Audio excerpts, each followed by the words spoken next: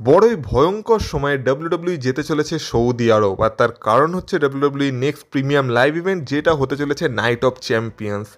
এখন কথা তো এটাও শোনা যাচ্ছে যে নাইট অফ চ্যাম্পিয়ন্স হয়তো ক্যান্সেল হয়ে যেতে পারে বা রিশিডিউল হয়ে যেতে পারে, কারণ যুদ্ধকালীন যে পরিস্থিতি চলছে সেটা নিয়ে ডাব্লিউডাব্লিউ একটু চিন্তায় আছে। তো সেই সব যদি হয় সেটা তো পরের কথা, কিন্তু সেই সব যদি না হয় আর যেই সময় অ্যানাউন্স করা হয়েছে সেই সময় আর সেই জায়গা থেকেই যদি নাইট অফ চ্যাম্পিয়ন্স হয়, তাহলে নাইট অফ চ্যাম্পিয়ন্স আমরা ভারতীয় সময় অনুযায়ী শনিবার মানে 28শে জুন রাত্রি 9:30 থেকে দেখতে পেয়ে যাব। মানে তখন হবে প্রি শো, আর যারা যারা ডিরেক্ট মেন শো থেকে দেখবে তারা রাত্রি 10:30টার সময় শনিবার 28শে জুন নেটফ্লিক্স খুলে বসে পড়ো, তখন তোমরা মেন শো লাইভ দেখতে পেয়ে যাবে নাইট অফ চ্যাম্পিয়ন্সের। তো এই ভিডিওতে নাইট অফ চ্যাম্পিয়ন্সের প্রত্যেকটা ম্যাচকে নিয়ে কথা হবে, আর আমি প্রত্যেকটা ম্যাচের রেজাল্টও প্রেডিক্ট করার চেষ্টা করব, মানে আমার পার্সোনাল রেজাল্ট প্রেডিকশন তোমাদের জানাবো। আর সত্যি কথা বলতে নাইট অফ চ্যাম্পিয়ন্সে কি কার্ড বানিয়েছে ডাব্লিউডাব্লিউই। প্রথম কথা হচ্ছে ডাব্লিউডাব্লিউই 5টা ম্যাচ থেকে সরে গিয়ে 6টা ম্যাচ অ্যানাউন্স করেছে, এটা নিজের মধ্যে একটা বিশাল বড় ব্যাপার। আর ম্যাচগুলোও কি লেভেলের ম্যাচ, মানে সবকটা না হলেও দুটো তো মার্কি ম্যাচ আছেই নাইট অফ চ্যাম্পিয়ন্সে। তো সব কিছু নিয়ে কথা হবে এই ভিডিওতে, তাই ভিডিওটা পুরোটা দেখো, স্কিপ করো না, কারণ তোমরা দেখছো wrestle entertainer. So let's start the entertainment.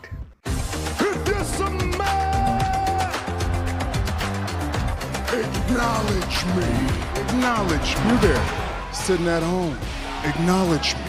এবার যখন ডাব্লিউডাব্লিউই ম্যাচগুলোকে ভালো অ্যানাউন্স করে দেয় না, তখন প্রেডিকশন সত্যি খুব বিপজ্জনক হয়ে যায়। কারণ একে তো একটা প্রেডিকশন ভুল হলে তোমরা মাথা ছিঁড়ে খেয়ে নেবে যে কি করে প্রেডিকশন ভুল হলো। এইটা অনেকে বোঝে না যে এগুলো আমার পার্সোনাল রেজাল্ট প্রেডিকশনের প্রেডিকশন মানেই হলো সেটা ঠিকও হতে পারে বা ভুলও হতে পারে। এবার যাই হোক, আমার আর এই বিষয়ে কিছু বলার নেই, তো শুরু করা যাক প্রথম ম্যাচ থেকে। আর প্রথম ম্যাচ আমি কুইন অফ দ্য রিংয়ের ফাইনালসই রেখেছি, যেখানে আসুকা ফেস করতে চলেছে জেড কার্গিলকে, আর যে জিতবে সে হয়ে যাবে 2025-এর কুইন অফ দ্য রিং। এবার আসুকার সবেমাত্র রিটার্ন হয়েছে, আর রিটার্নের পরে কোনো সুপারস্টারই অত সহজে হেরে যায় না, কিন্তু যেহেতু আসুকার সামনে অন্য কেউ না, আসুকার সামনে এই মুহূর্তে আছে জেড কার্গিল, তো সেই জন্য আমার মনে হয় আসুকার এই ম্যাচটা জেতা একটু না অনেকটাই ডিফিকাল্ট। আর সেই কারণে এই ম্যাচের রেজাল্টে আমার মনে হয় যে জেড কার্গিল এই ম্যাচটা জিতে যাবে, জিতে আমাদের brand new queen of the ring হয়ে যাবে 2025-এর। আর এমনিও এই মুহূর্তে জেড কার্গিলের সাথে মোমেন্টামও আছে, তো আমার মনে হয় আসুকা সেই মোমেন্টাম ভাঙতে পারবে না। তাই আমার প্রেডিকশন এই ম্যাচে জেড কার্গিলের সাথেই থাকবে। জেড কার্গিল বাদে অন্য কেউ যদি এই ম্যাচে আসুকার সাথে ফাইনালে উঠতো, আমি বলতাম যে আসুকারও চান্স আছে, কিন্তু যেহেতু সামনে জেড কার্গিল আছে, আমার প্রেডিকশন তাই এই ম্যাচে জেড কার্গিলের সাথে আছে। আর আমার মনে হয় জেড কার্গিল এই বছরের কুইন অফ দ্য রিং হতে চলেছে। নেক্সট ম্যাচ হতে চলেছে ফর ইউনাইটেড স্টেটস চ্যাম্পিয়নশিপ, যেখানে আমাদের current United States champion Jacob Fatu face করতে চলেছে সোলো সিকোয়াকে। এবার এই মুহূর্তে চ্যাম্পিয়নকে আগে সেটা দেখি, সেটা হলো জেকব ফাটু। আর জেকব ফাটু এমন একটা ফোর্স যাকে এই মুহূর্তে ডাব্লিউডাব্লিউইতে হারানো খুব একটা সহজ ব্যাপার না। মানে আমার মনে হয় জেকব ফাটুর সামনে যদি ব্রক লেসনার, রোমান রিংস এই টাইপের সুপারস্টার না আসে, তাহলে এই মুহূর্তে বাকি আর কেউ জেকব ফাটুকে অত সহজে হারাতে পারবে না।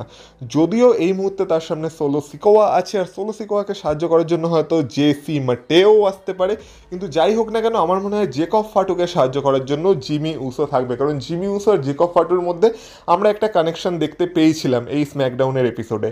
তো আমার মনে হয় এই সব জিনিসকে যদি আমরা মাথায় রাখি, তাহলে দেখে মনে হচ্ছে না যে এই মুহূর্তে সোলো সিকোয়া অন্তত জেকব ফাটুর থেকে তার চ্যাম্পিয়নশিপ নিতে পারবে বলে।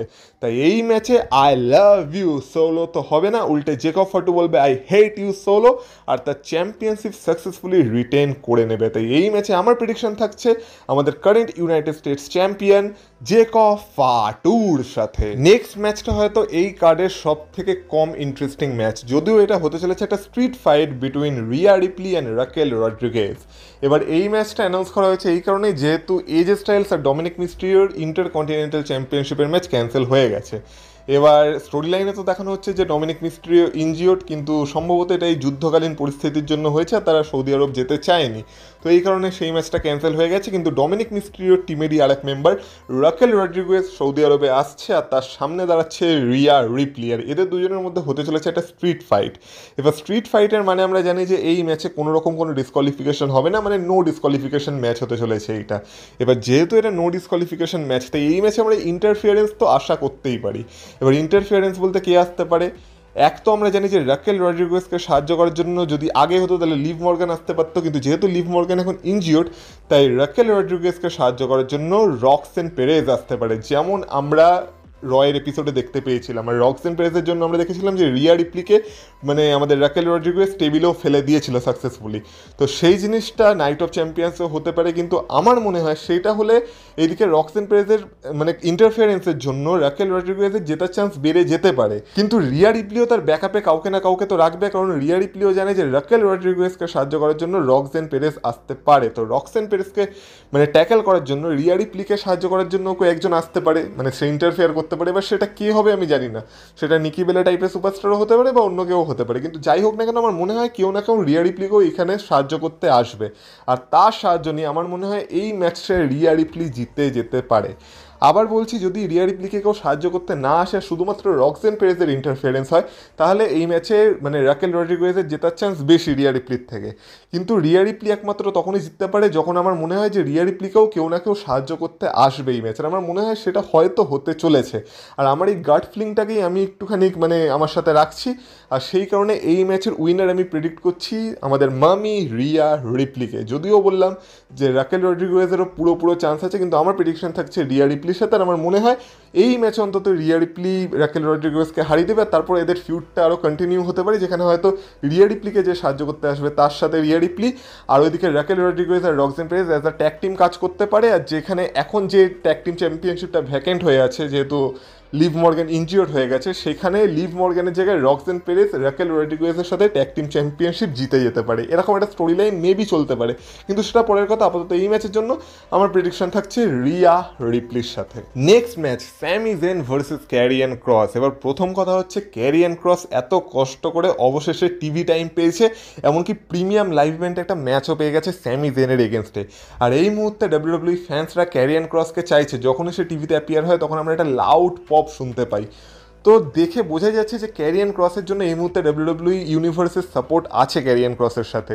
কিন্তু এবার ব্যাপার হলো ক্যারিয়ান ক্রস কি এই ম্যাচটা জিতবে? এবার দেখো, সৌদি আরব আর স্যামি জেনের কানেকশন আলাদাই, আর সৌদি আরবে গেলে স্যামি জেন একটা আলাদাই লেভেলের সাপোর্ট পায়। এবার সেই সাপোর্টের কাছে ক্যারিয়ান ক্রসকে জেতানো ডাব্লিউডাব্লিউ সত্যি একটা বিশাল সাহসী মুভ হতে চলেছে। কিন্তু যেমন বললাম যে যেহেতু এটা সৌদি আরবে হচ্ছে, তাই আমার মনে হয় স্যামি জেনেরই এই ম্যাচে জেতার চান্স বেশি। কিন্তু যেহেতু ক্যারিয়ান ক্রস এখন হিল সুপারস্টার, তাই ক্যারিয়ান ক্রস তার হিল ট্যাকটিক্স ইউজ করে যদি স্যামিজেনকে হারিয়েও দেয়, সেটাতেও আমি আশ্চর্য হব না। কিন্তু আমার মনে হয় যদি এই ম্যাচে স্যামিজেন কোনোভাবে মানে হেরে যায় আর কি, তখন স্যামিজেনের কাছে হয়তো আর কোনো পয়েন্ট থাকবে না ক্যারিয়ান ক্রসকে ফেস করার। কিন্তু যদি ক্যারিয়ান ক্রস হেরে যায়, তাহলে ক্যারিয়ান ক্রস আবার স্যামিজেনের পেছনে পড়তে পারে, যেহেতু সে এখন একজন হিল সুপারস্টার।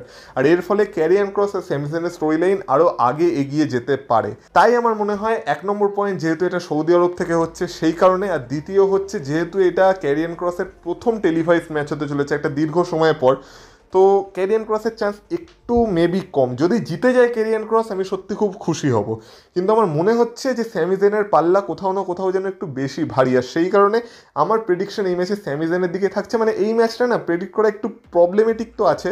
আমি বলবো 51% চান্স স্যামিজেনের আছে, 49% চান্স ক্যারিয়ান ক্রসের আছে, কিন্তু এই 1%-এর জন্য আমি এই ম্যাচের প্রেডিকশনে স্যামিজেনকেই আমার উইনার হিসেবে রাখছি, তাই আমি স্যামিজেনের সাথে যাচ্ছি। এবার দেখা যাক এই ম্যাচে কী হয়, কিন্তু যেমন বললাম ক্যারিয়ান ক্রসও যদি এই ম্যাচটা জিতে যায় আমার মানে কোনো রকম কোনো খারাপ লাগবে না। এরপর কথা বলা যাক সেই মার্কি ম্যাচ দুটো, যেই ম্যাচ দুটোর কারণে এই বছরের নাইট অফ চ্যাম্পিয়ন্স ব্লকবাস্টার হতে চলেছে, যার মধ্যে প্রথম ম্যাচটা হচ্ছে কিং অফ দ্য রিংয়ের ফাইনাল, যেটা হতে চলেছে র্যান্ডি অর্টন ভার্সেস কোডি রোডসের মধ্যে। এবার আগের ম্যাচটাই আমি যেমন বললাম 49-51% চান্স, এই ম্যাচটাতে আমি বলবো 50% চান্স আছে। মানে 50% র্যান্ডি অর্টনের জন্য, 50% কোডি রোডসের জন্য। এবার দুজনের কাছেই এই ম্যাচে জেতারও পয়েন্ট আছে, আবার দুজনের কাছেই এই ম্যাচে হারারও পয়েন্ট আছে। এবার মেন পয়েন্ট হলো এইটাই যে এই ম্যাচে যে কিং অফ দ্য রিং হবে সে ফিউচারে একটা চ্যাম্পিয়নশিপের জন্য সুযোগ পাবে। আর আমার মনে হয় না যে এই ম্যাচে যেই জিতুক না কেন সে গান্থার বা গোলবার্গের কাছে যাবে চ্যাম্পিয়নশিপের জন্য। তার টার্গেট লিস্টে প্রথমেই যে থাকবে সে হলো আমাদের 17 টাইম ওয়ার্ল্ড চ্যাম্পিয়ন জন সিনা। এবার র্যান্ডি অর্টন ভার্সেস জন সিনার ম্যাচ আমরা অলরেডি একবার এই বছর দেখে ফেলেছি, যেটাকে লাস্ট ম্যাচ বলা হয়েছিল। এবার সেই দিক থেকে দেখতে গেলে তো র্যান্ডি অর্টনের তাহলে এই ম্যাচে জেতার কোনো সেন্সই হয় না, কারণ র্যান্ডি অর্টন জিতে গেলে আবার আমরা র্যান্ডি অর্টন জন সিনার ম্যাচ দেখতে পাবো, আর যেটা ডাব্লিউডাব্লিউ আর লাস্ট বলে চালাতে পারবে না মানে আগের ম্যাচটাকে। তো এই একটা ননসেন্স জিনিস হয়ে যাচ্ছে, কিন্তু আমি তো চাইবো এটা যাতে হোক, আর এটা হলে তো আরও বেটারই হবে, কারণ আমরা র্যান্ডি অর্টন জনসনের আর একটা ম্যাচ পেয়ে যাবো। তো সেদিক থেকে দেখতে গেলে এই একটা জিনিস হতে পারে। আর যদি কোডি রোডস জিতে যায়, আমার মনে হয় কোডি রোডস আর জনসনের যে রিম্যাচটার কথা আমরা এতদিন ধরে বলছি, সেই ম্যাচটা তো কোডি রোডস অবশ্যই দাবি করবেই করবে। এবার অনেকে বলছে যে এই যে জনসেনার রানটা চলছে, এই রানে জনসেনাকে হারিয়ে আবার কোডি রোডসই চ্যাম্পিয়ন হবে, আর এইভাবে জনসেনার চ্যাম্পিয়নশিপ রেঙ্কটা শেষ হবে। এবার পসিবিলি এটা হলে হতেও পারে, কিন্তু আমার মনে হয় না কোডি রোডসের কাছে আবার এই মুহূর্তে চ্যাম্পিয়নশিপ দেওয়ার কোনো মানে আছে বলে, কারণ সবেমাত্র কোডি রোডস হেরেছে। আর কোডি রোডসের না মোমেন্টাম এখনও কোডি রোডসের সাথে আছে, কারণ রিসেন্টলি এই যে মানি ইন দ্য ব্যাংক হয়েছিল, তারও মেইন ইভেন্টে কিন্তু কোডি রোডসের টিমই জিতেছিল, মানে কোডি রোডস আর জেউসোর টিমই জিতেছিল জনসিনাদের হারিয়ে। তো কোডি রোডসের কাছে এই মুহূর্তে মোমেন্টাম আছে, কিন্তু যে তার মোমেন্টাম পুরোপুরি হারিয়ে ফেলেছে আমরা বলতে পারি, সেটা হলো র্যান্ডি অর্টন। আর আমার মনে হয় যে র্যান্ডি অর্টন যদি এখানে একটা খেতাব জেতে কিং অফ দ্য রিংয়ের, তো র্যান্ডি অর্টনের যে কেরিয়ারটা এখন অনেকটাই ডাউনফলে চলছে, সেইখানে একটা স্টেবিলিটি চলে আসবে, আর র্যান্ডি অর্টন আবার তার সেই গোট স্ট্যাটাসটাকে মেনটেন করতে পারবে। তাই আমার মনে হয় এই ম্যাচটা কোডি রোডসের থেকে র্যান্ডি অর্টনের বেশি জেতা দরকার।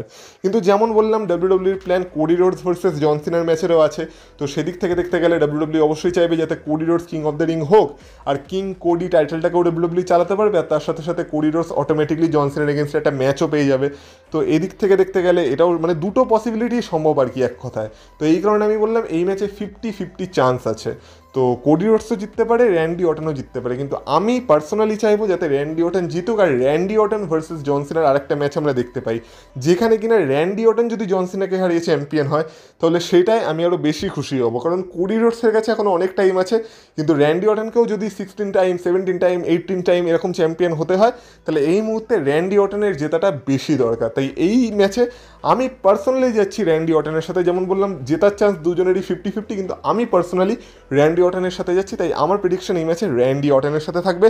ভাইপার প্লিজ এই ম্যাচটা জিতে দেখিয়ে দাও, আমি পুরোপুরি তোমাকে সাপোর্ট করছি। আর ফাইনালি কথা বলা যাক নাইট অফ চ্যাম্পিয়ন্সের মেন ইভেন্টের, আর যাকে নিয়ে এত সমস্যা, মানে আমাদের never seen 17, the greatest of all time, the last real champion John Cena versus the best in the world CM পাঙ্কের match for undisputed WWE championship.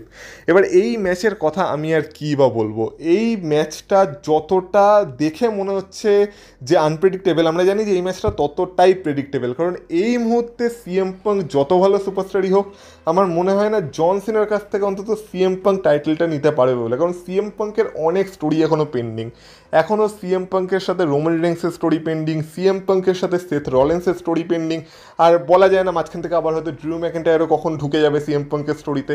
তো এইসব দেখে মনে হয় যে এই মুহূর্তে CM পাঙ্ক তো অন্তত চ্যাম্পিয়ন হচ্ছে না, আর সেই জন্য এই ম্যাচের রেজাল্ট খুবই ইজি হয়ে যাচ্ছে, সেটা হলো আমাদের জন সিনা তার চ্যাম্পিয়নশিপ সাকসেসফুলি এই ম্যাচে রিটেন করে নেবে।